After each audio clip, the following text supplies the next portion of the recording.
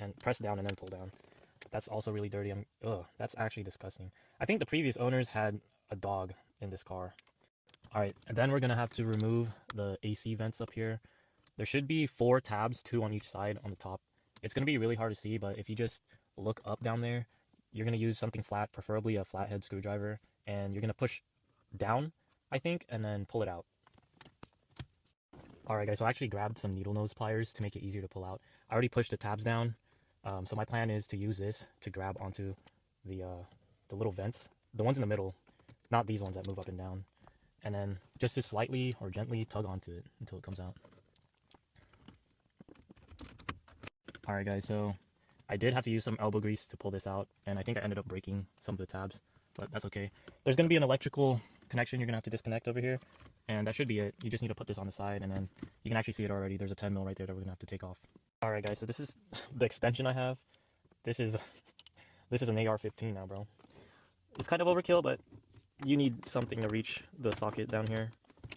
Alright, so now that we got this bolt off, that one, and the 2 on the bottom corners, we should be able to take this off. You're just going to have to wiggle it out. Be gentle with it, and yeah. So this is what the back side looks like. It looks like we're just going to need to disconnect this right here. This is a GPS/ABS tracker. I don't know why it says ABS. I think this is a GPS tracker. And then there's a couple connections on the bottom here. And then yeah, there's this one right here. Pretty simple. It's just really hard to reach. Try not to cut yourself here. These are metal brackets and sharp edges on the trim, so be careful. This method usually works. There you go. There you go. Screwdriver method. Alright, so if you guys just pull this out, you can tell what connections you're going to have to remove. It's this one right here, this one up here, and then there's a couple down here for the DVD player. Here it is, guys. It would be easier if I sat over here, but as you can tell, there's too many things, so I'm going to flick it out. Yeah, there's a little lever here on the bottom. Try not to break it. There you go, that one came out easily.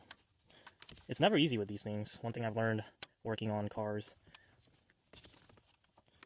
I've replaced my amp on this, and it's just a pain. There you go. Ah, I need that one tool from TikTok. There's also one more wire right here. I actually didn't see this until I tried pulling it out. Be careful when using needle nose pliers. You don't want to ruin the actual wires. Alright guys, so to take the top part off, we're going to have to take off these 3 screws over here. There's one here, and then one here. These ones we're not going to take off because we're going to be keeping that part. So yeah. Alright guys, so I actually did not have to remove the screw over here. I just found out that it's just for this thing over here. But to take the top part off, you're going to want to push it towards you, if you're facing it, of course, because it clips on right here. So